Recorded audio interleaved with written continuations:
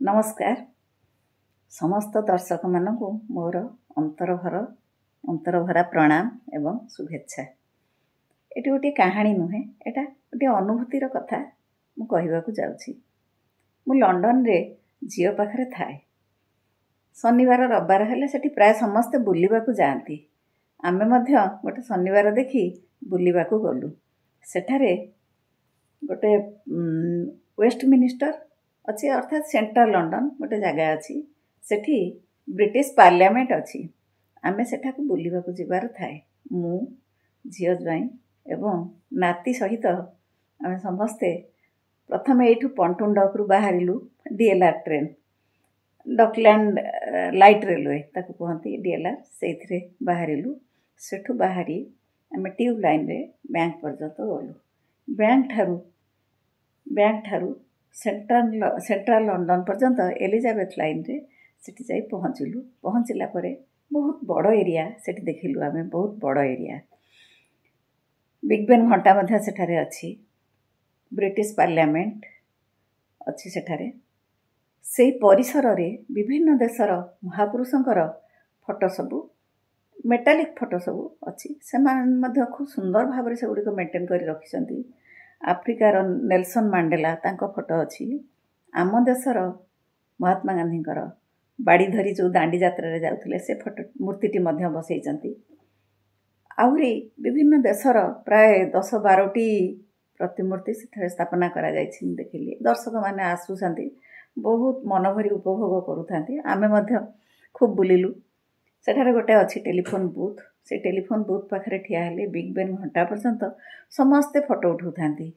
सेटा बोधे मते लागिला फोटो उठेबा स्थान कि कोन। तेणु आमे भी सेठी लाइन रे ठिया हेलु एवं फोटो उठेलु।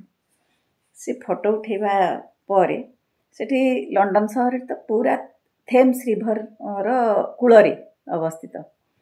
दुई कूलरे लंडन शहर गढ़ी उठिछि। ता ऊपर मध्य अनेक शहर बोट रे मध्य बहुत शहर अच्छी।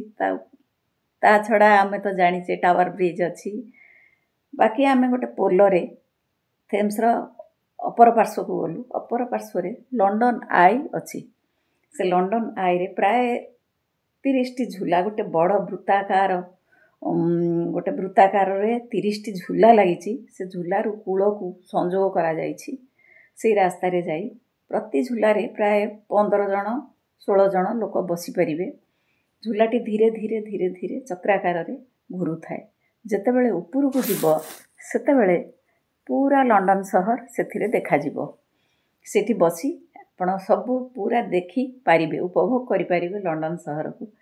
एहा व्यतीत बाहर मध्य तार परिसर रे मध्य बहुत गुड़ाए फूल बगीचा पार्क एभली बहुत दर्शनीय स्थान अच्छी। जा हो आमे किछि किछि देखि सारी से दिन आमे फेरिलु। पुणी फेरिलु। फेरिबा भितरे से जेमिति जाइथिलु पुणी सेमिति फेरिलु। ट्यूब लाइन रे मध्य आसिलु। आसी कैनिंग टाउन ठारू स्टार्टफोर्ड ठारू आमे से डीएलआर ट्रेन रे पुणी पंटून डक फेरु थाउ। आम पाखरे जने ब्रिटिशर बसिथिले। आमे आसिलु। से जानिले जे छोट पिलाटी बसछि। आमे दी जण भी बसछु सेठी। ज्वाई आ टिके आगु को बसचंती। जेतेबेले पंटून डक स्टेशन रे ओल्हाइलु आमे सेतेबेले से नाती गोटे पिठिरे बैग पकाइथिला। से बैग रे तार पानी बोतल अल्प किछि खेलना आउ किछि दरकारी आसबाब पत्र मध्य से बैग रे थिला। से बैगटी सेठी रखी खेलनाटी बाहर करी खेलुथिबार से विदेशी भद्र व्यक्ति जनक देखिथिले। तापर जेतेबेले पंटून डक स्टेशन हैला आमे तळकू ओल्हाई चली आसिलु। ओल्हाई आसला परे से बैगटी के आनिबा को हम भूली जाइछु। जेतेबेले तळे आसी मन पड़िला अरे आम बैगटा तो रही गला। सेतेबेलकू दौड़ी गला बेलकू ट्रेनटी छाड़ी देला। ट्रेनटी जेतेबेले छाड़ी दिए जो भद्र व्यक्ति आम पाखरे बसिथिले से हाथ हलाई इशारा देले।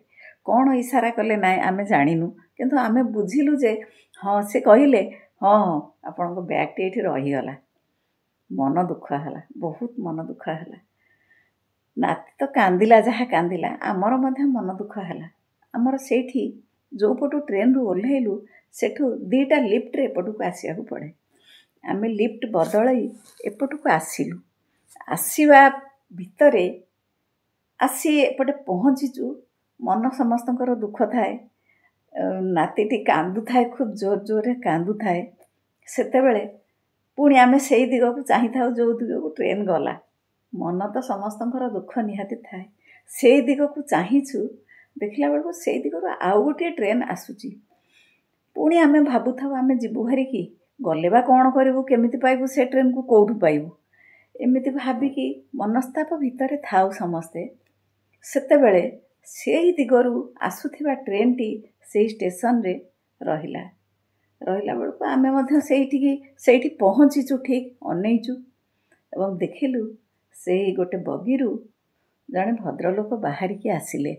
ଆଉ ତାଙ୍କ ହାତରେ ସେ ଆମ ନାତି ଛାଡ଼ିଥିବା ବ୍ୟାଗ୍ଟି ତାଙ୍କରି ହାତରେ ଅଛି।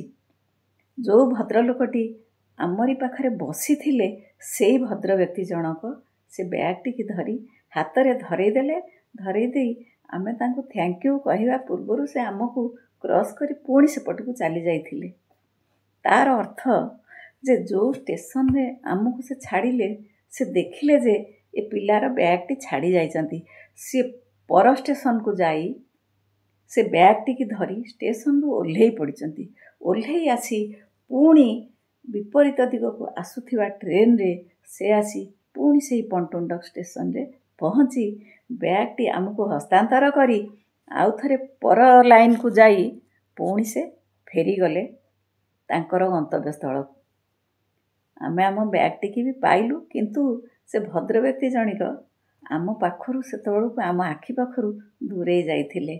ଦେଖନ୍ତୁ ବ୍ରିଟିଶର ସେମାନେ, ସମୟ ଥିଲା ଆମେ ତାଙ୍କୁ ବହୁତ ଅବିଶ୍ୱାସ କରୁଥିଲେ, କିନ୍ତୁ ଏବେ ଦେଖନ୍ତୁ ମାନବିକତା ସମସ୍ତଙ୍କ ପାଖରେ ଅଛି। ମଣିଷପଣିଆ ଆମେ କେବେ ଭାବିନଥିଲୁ ଯେ ଟ୍ରେନ୍ରୁ ଆଉ ଥରେ ସେ ବ୍ୟାଗ୍ଟି ଆମକୁ ମିଳିବ, ବା ଏମିତି ଜଣେ ଅମାୟିକ ହୃଦୟର ବ୍ୟକ୍ତି ଯାହା ପାଖରେ ମଣିଷପଣିଆ 100ରୁ 100 ଗୁଣ ନିହିତ ଅଛି, ସେ ଗୋଟିଏ ଟ୍ରେନ୍ରେ ଯାଇ ପୁଣି ୱାପସ୍ ଆଉ ଗୋଟେ ଟ୍ରେନ୍ରେ ଆସି ଆମକୁ ଜିନିଷଟି ହସ୍ତାନ୍ତର କଲେ।